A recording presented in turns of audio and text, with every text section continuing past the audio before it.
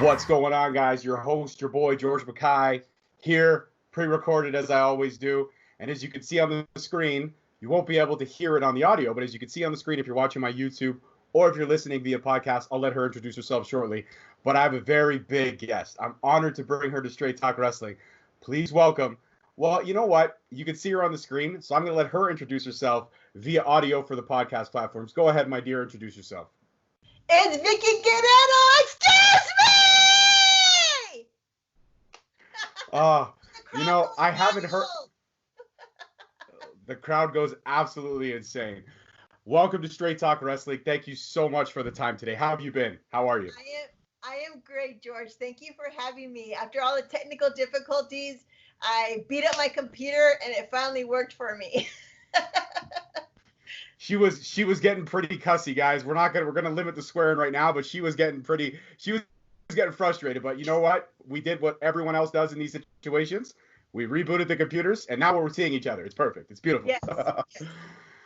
So, Vickie, I wanted to ask, because there's so much about your career that's already out there. As everybody knows, you are the wife of the late, great Eddie Guerrero. May he rest in peace. One of the best that ever did it. Absolutely, hands down, one of my favorites. I was actually preparing for this interview. I was going back through your career and his career. And one of my favorite storylines was actually our introduction as wrestling fans to you, which was the fight for Dominic, the custody battle that everybody remembers. You came in as to try to stop him from telling the secret. But and then from there, obviously, we know the tragic events that occurred a few years later. And then a couple months after that with Chris Benoit, which I definitely wanted to touch on with you about Dark Side of the Ring and all that kind of stuff. But one thing I do want to touch on right off the bat is, I mean, you've been in this business for so long. You've been in it on the outside perspective of being a wife of a wrestler, busy schedule, you having to pick up all the slack at home, to you yourself getting in the business, progressing as probably one of the most entertaining GMs on both Raw and SmackDown, and then kind of stepping back a little bit. And then recently, tail end of last year, we saw you on an episode of AEW Dark, and there was a little bit of controversy there that I know you've spoken on about a lot of podcasts, but I want to get your perspective. So when you appeared in the December 19th edition of AEW Dark, there was something that happened with WWE. Am I right in that? As in they kind of stopped answering your emails. Yeah. So, when I went to All Elite Wrestling, it was just a fluke. I was in Dallas for a meeting, and Brandy Rhodes called and said, "Hey, you want to come to the show?" And I thought it was about hanging out and seeing everybody and meeting new faces. I'm like, "Yeah, I'll be there." And then she's like, "Well, you want to do some commentating?" And I thought, absolutely, I would love to. And I didn't have a contract with anybody. So, and if I did, I wouldn't have shown up to All Elite, because that's not what you do as a professional. So I went with a lot of confidence. I was excited. And I was interviewing people for my podcast before that.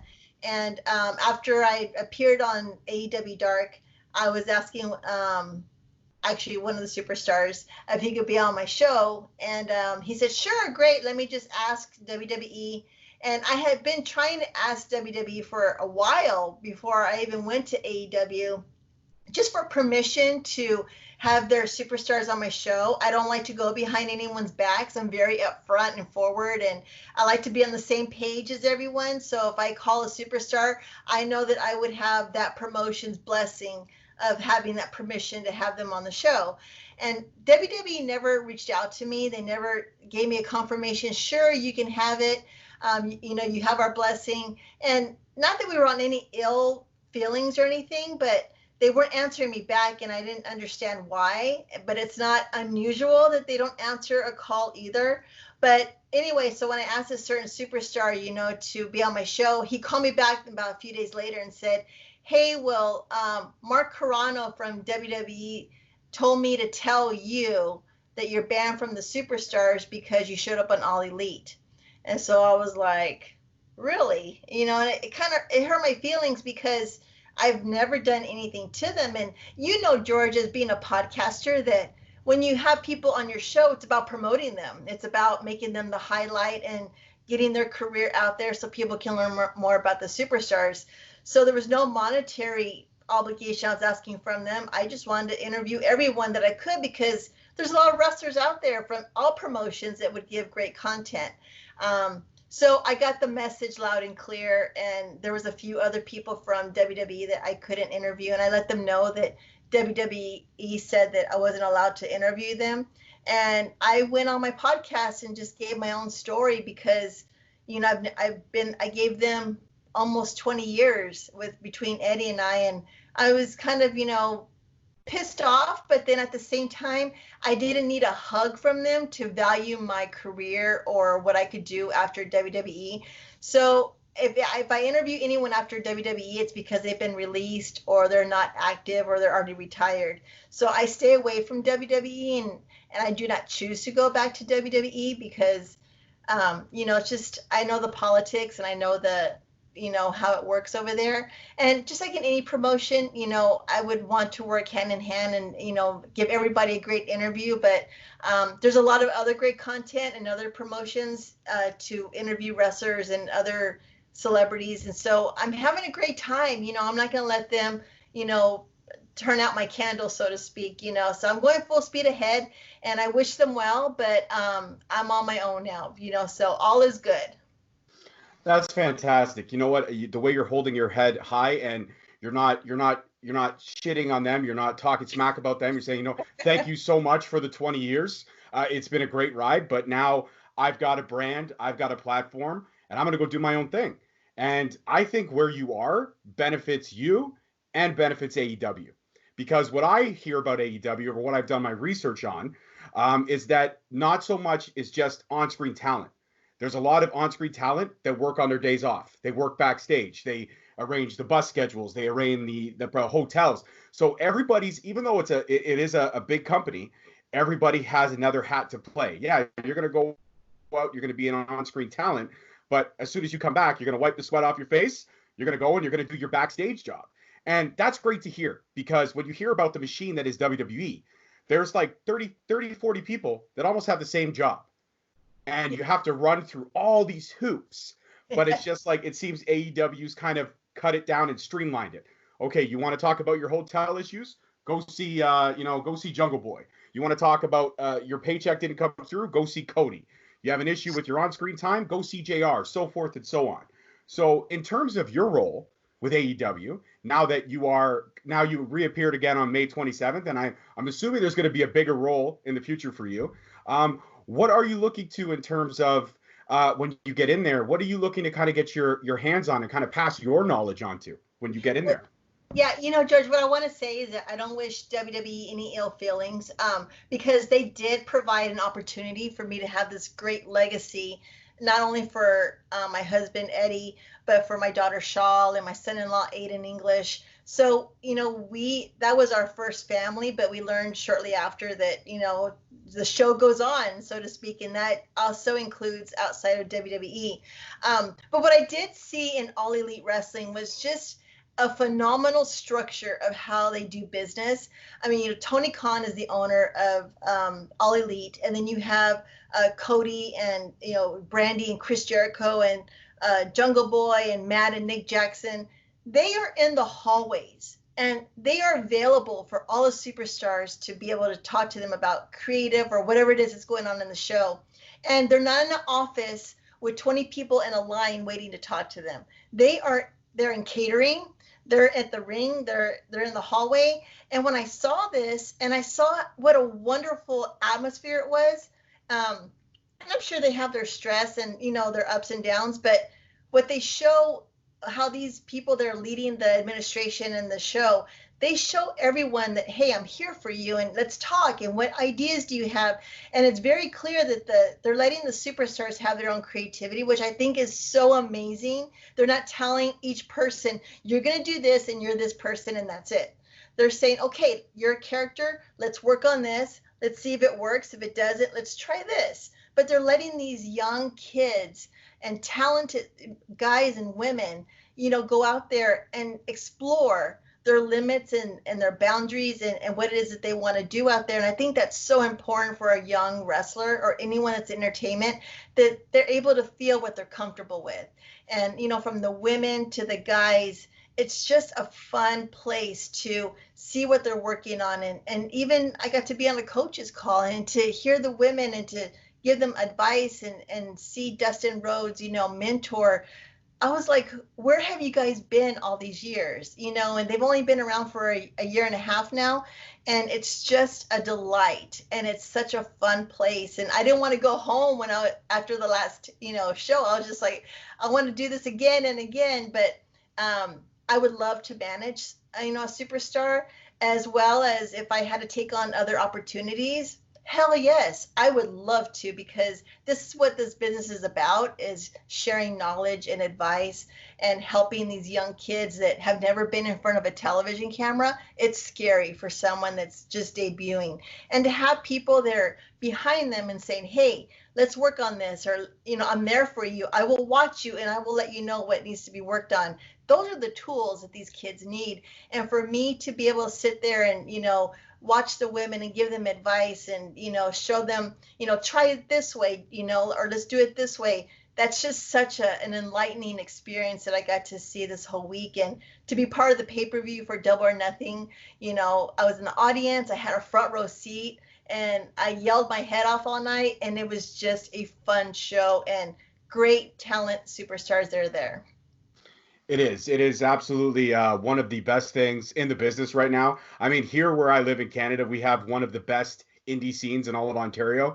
Some of the best talent is here, and I've been pushing the crap out of all of them to try to get their spotlights on there. So now that I have you on the show, I can message Cody and say, hey, listen, I had Vickie. Why don't you scroll 7 episodes down and you can see everybody else that's killing it in Ontario right now. And hopefully we can get some of this Canadian talent over there, because they definitely deserve to be highlighted.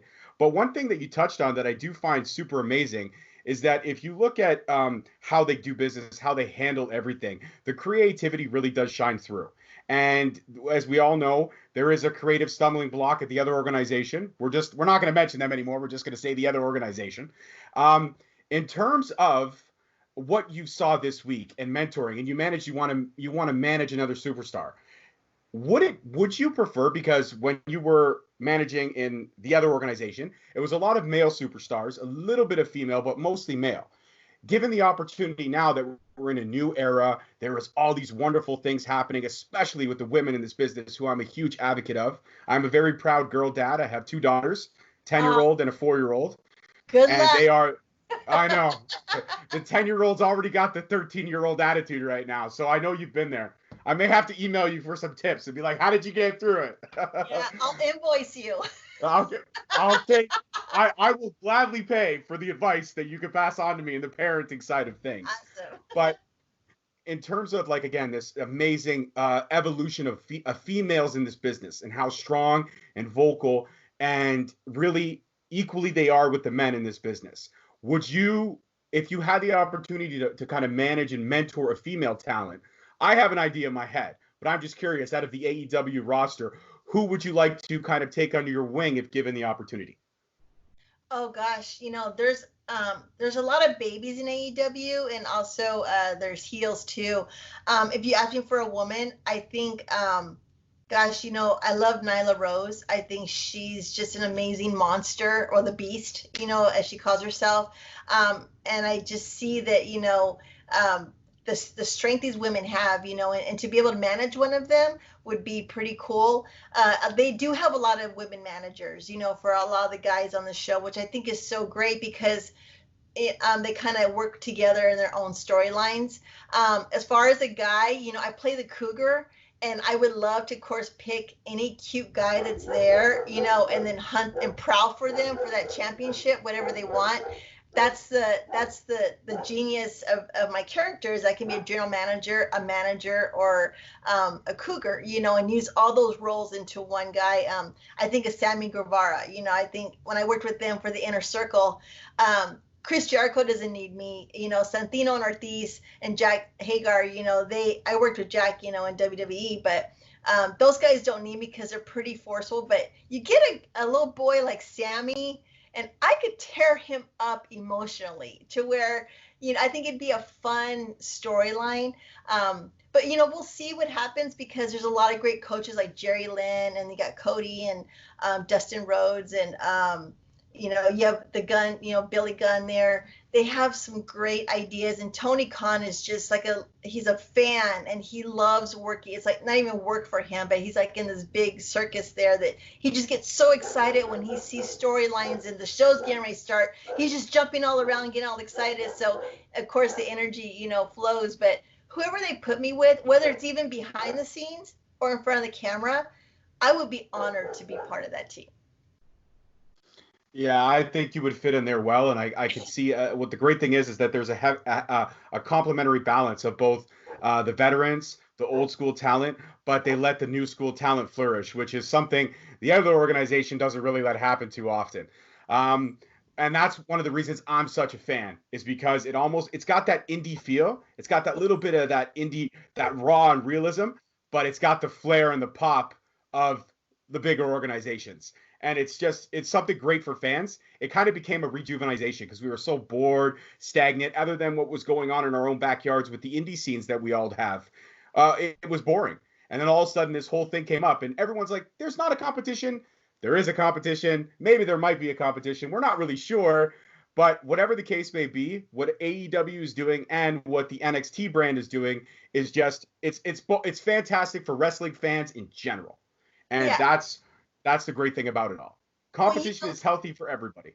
Yeah, you know, George, also WWE has some great talent. I mean, I have dear friends that are there, but you know, WWE's never had a competitor on their doorstep, you know, matching them on the same night and having these same ratings, you know, that they have to compete with. And I think competition is very good for a company because it doesn't make them complacent. It makes them want to work even harder. And AEW is giving them a run for their money. And I think that this is an exciting time. And one thing that I loved about AEW is that when the COVID-19 hit and we went without an audience, you know, in the crowd, AEW brought the roster into the audience and gave it that feel that there was noise and cheering and boos going on. And I was like, that's brilliant, you know. And then later on, you know, the company up north decided to add their roster behind plexiglass. What?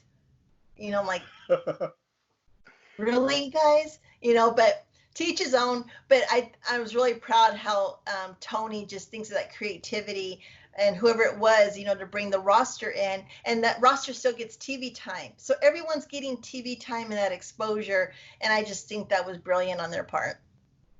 Absolutely, 150%. Well, whatever the future holds with you and AEW organization, I know you're going to flourish. And I can't wait to hear one day on a regular basis, excuse me, being yelled at my TV. Because you, as a fan, when it happened at the time, you're just like, oh, here she comes again. But now that I haven't heard it in so long, I'm like, all right, cool. She's coming back. I love it. You missed me. Got it. Absolutely. So one thing I do want to touch on, a little bit of a more serious subject, is you were recently on the premiere episodes, part 1 and part 2 of Dark Side of the Ring, done by 2 fellow Canadians. Yay, Canada, like myself. Hey, there you go. Hey, and they did such a fantastic job in researching and telling that story.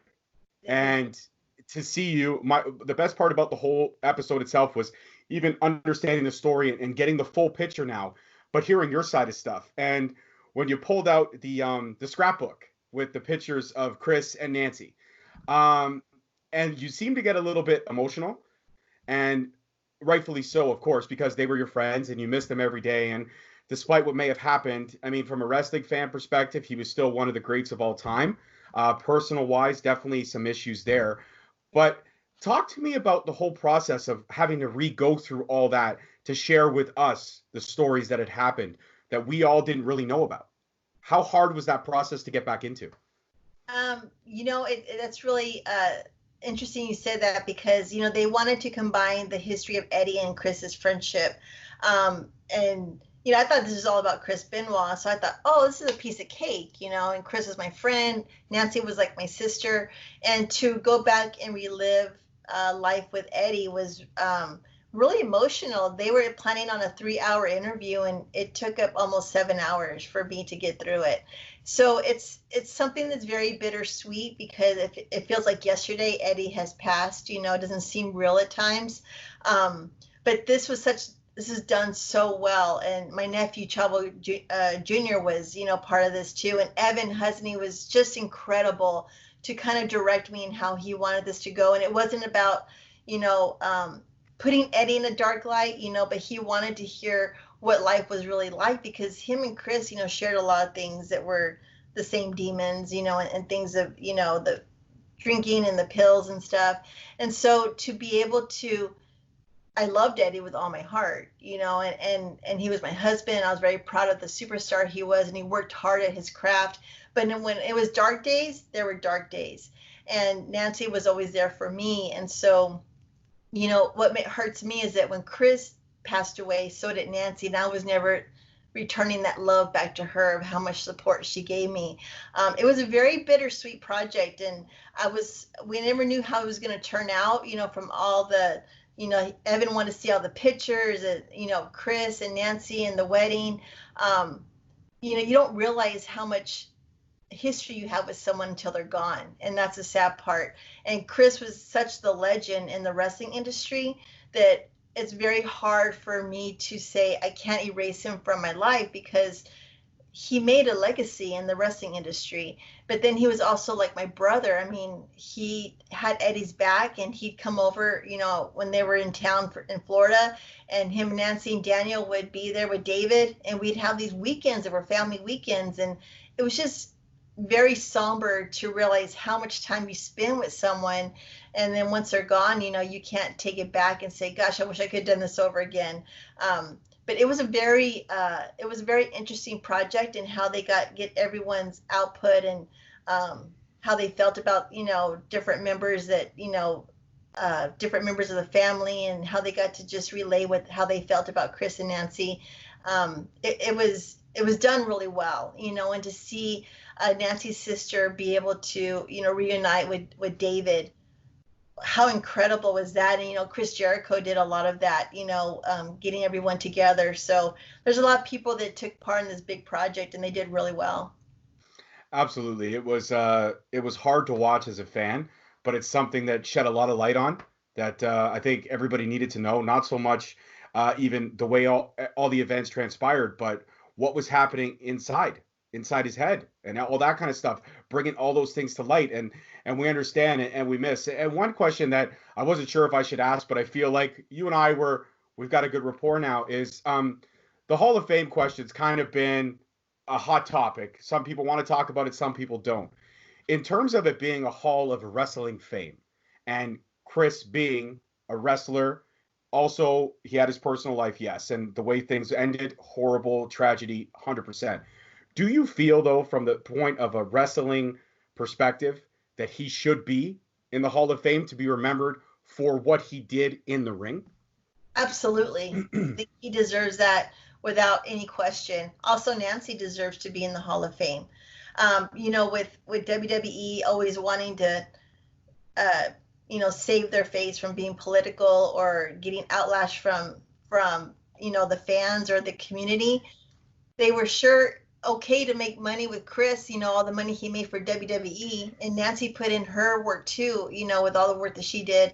And I just think that, set aside the bad stuff that happened, but before that, Chris was such a legend, and Nancy, did amazing stuff in her career. I mean, she worked with some amazing superstars and put people on the map of what they got to do in their storylines. And I would love to see them in the Hall of Fame.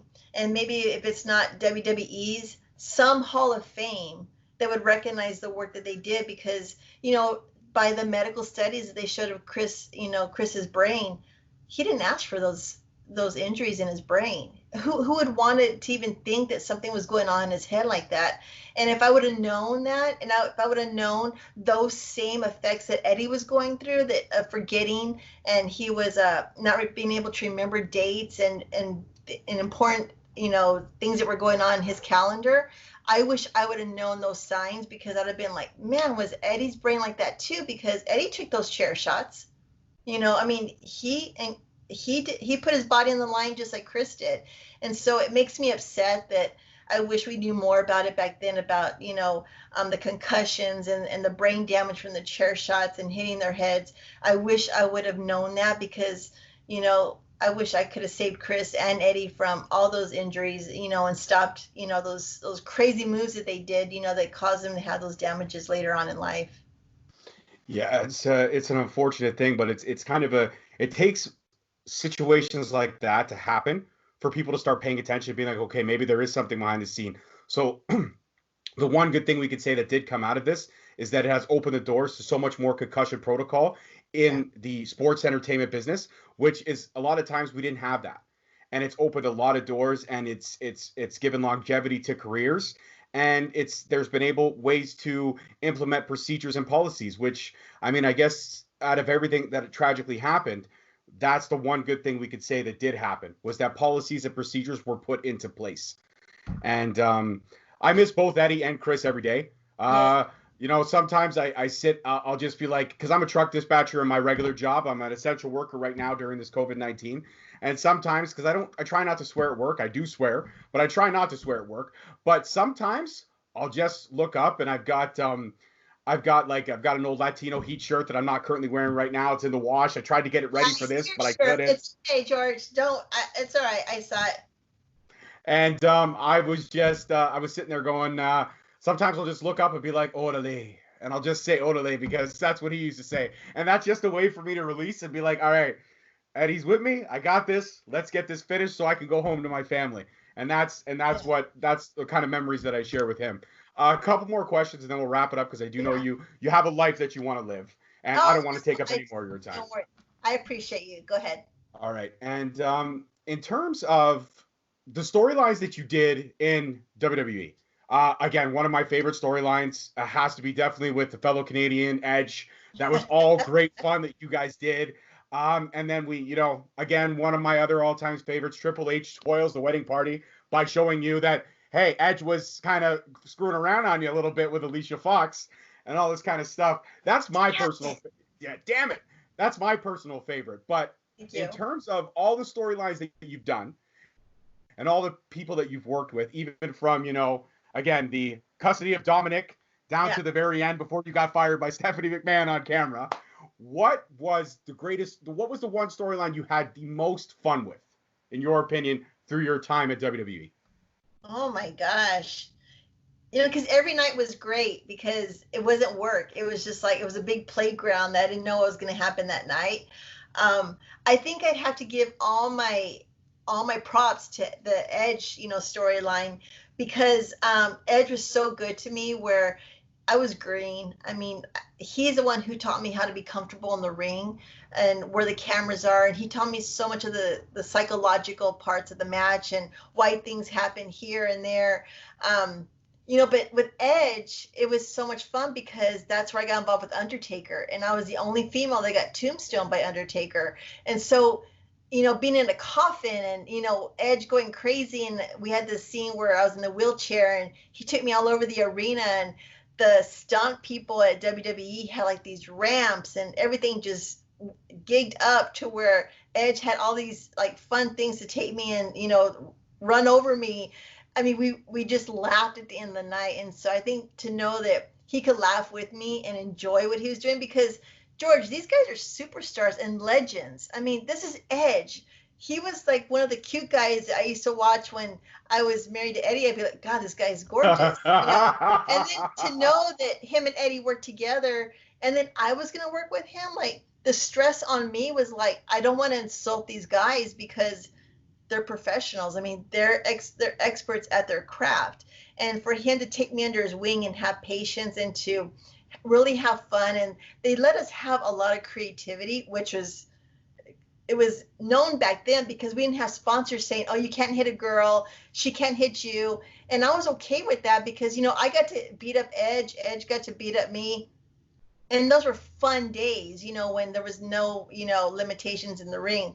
But he was just one of my favorites. And then, you know, you have Dolph Ziggler, who was just a smartass every night. And he'd have the most serious match, you know, on the line.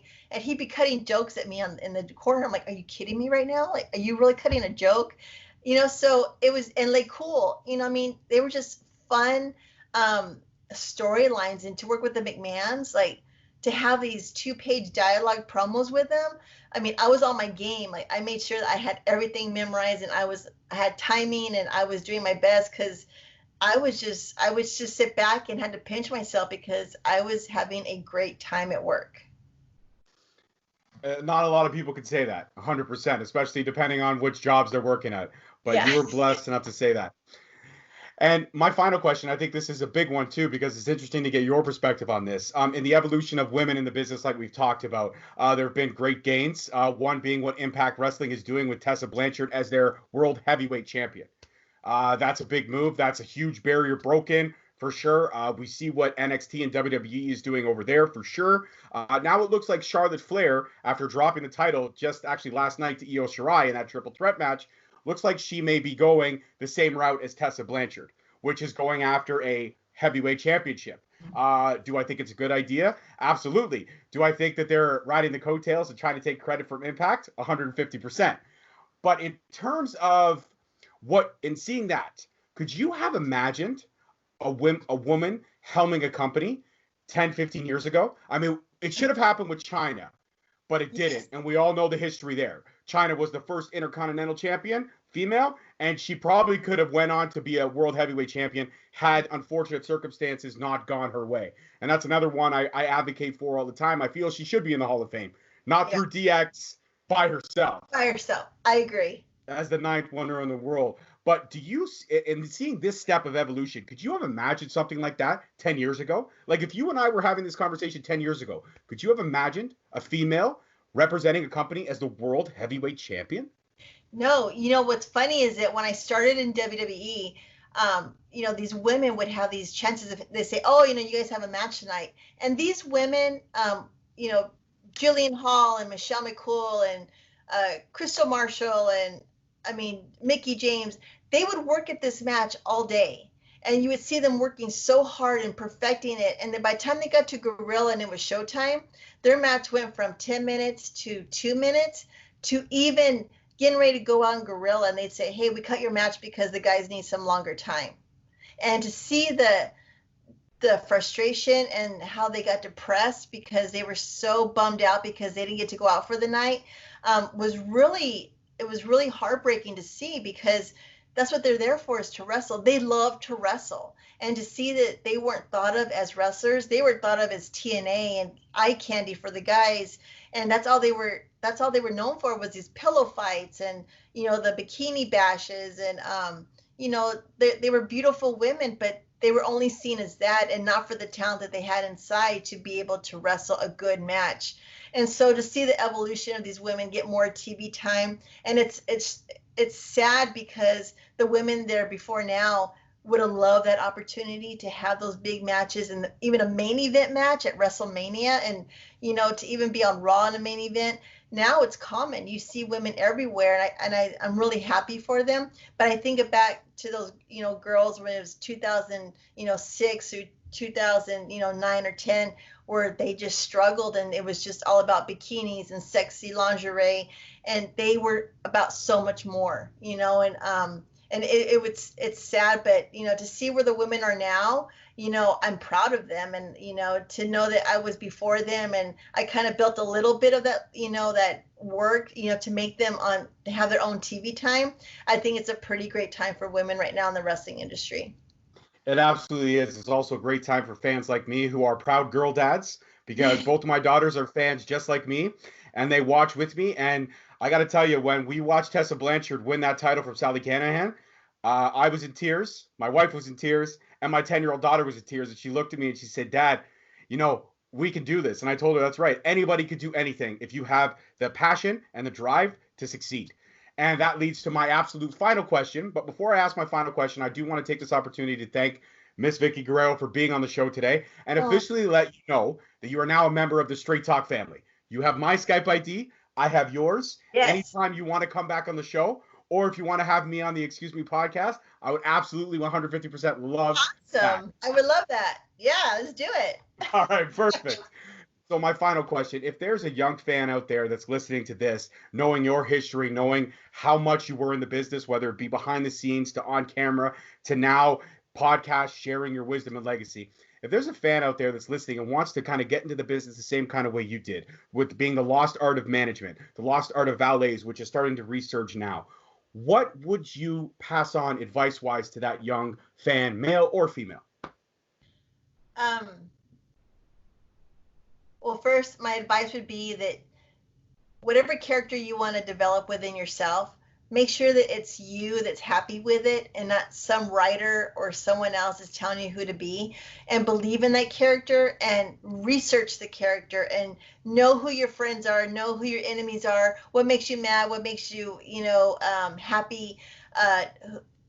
It's very important that you be in this wrestling industry because you love it and because you respect it and because you're going to give the work and the time to be successful, and not because of just what you see on TV. A lot of people misconceive what we do on TV as the greatest job because it takes a lot more. It takes sacrificing your family to stay at home while you travel, and taking the time to work on your craft and to train and to work out. And I think that just takes a lot of within to be good at what you want to do. So if you want to dedicate that time and you want to invest everything that you have about wrestling into your heart and soul, you're going to do just fine in the business. Fantastic words of wisdom from the legend, Ms. Vickie Guerrero. While we're on camera, let everybody know your social. So if they don't follow you, which they should be following you, but if they don't, they can have the opportunity to follow you. Oh, thanks. On Instagram, I'm at Guerrero_Vickie. On Twitter, I'm at Vickie Guerrero. I have a website, VickieGuerrero.net. My book is coming out within 4 or 5 months.